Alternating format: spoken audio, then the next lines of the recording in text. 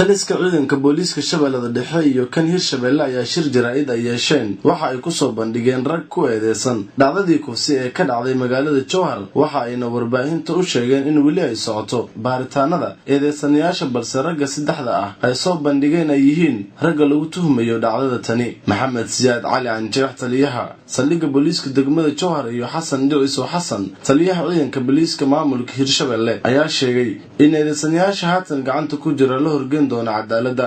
waxaan soo bandhigaynaa dhacda degmada Jowhar gobolka Shabeellada Dhexe gaar ahaan degmada Jowhar oo lagu sheegay in lagu kufsanay haweeney 85 jir ah anaga haweeneyda markii noo keenay ciidanka booliiska markii meel ay ku soo arkeen waa soo qaadeen iyo maamulka gobolka isbitaalkan u dirnay warqad rifeertaan siinay dadkaan aad arkaysaan oo saddex qofna waa soo qabanay arrin aad looga naxay oo aan fiicnayn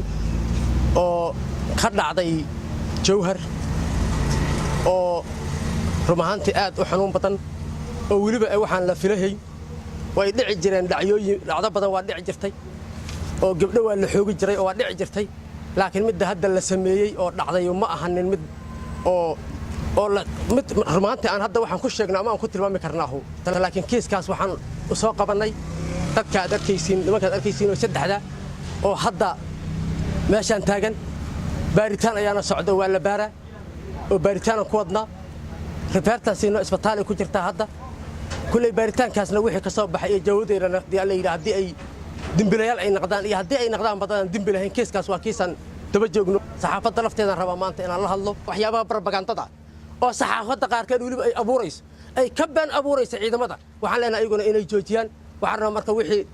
kasoo baxay intaasna waa soo bandhigi doonaa gudoomiyaha degmada Jowhar Aslaan Maxamed Mukhtaar Baari iyo kusimaha gudoomiyaha gobolka Shabeellada Dhexe Maxamed Sheekh Xandow ayaa laamaha amniga waxa ugu baaqeen inaysan ka gaabin dabagalka iyo baaritaanada lagu hayo arintani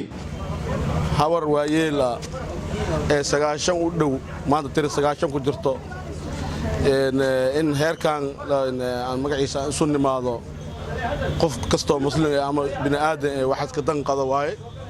wuxuu ku xumaado waaye sida ay noo sheegeen laamaha amniga inay baaris ku socoto nimankaas saddexda oo lagu sheegay dambiilayaal ma ahe waxa la yiri eedeysanayaal waaye dadka aan u jeedin maxaabiista oo saddexda ah waa dad eedeysanayaal ma aha baarisa socoto waxaan sameynay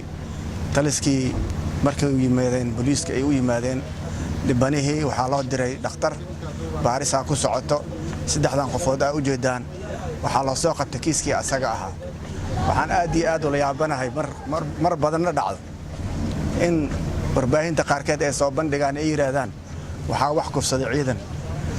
kufsaday ciidan inaysan ahayn maanta ishiinay hayso baa saxaafaddu waxaan kula talin lahaa arrinkaas iyadana ha baarto ha fiiriso waxaysan hubin aysan ku degdegin Cabdifataax Axmed Macluub Bulsho TV Jowhar.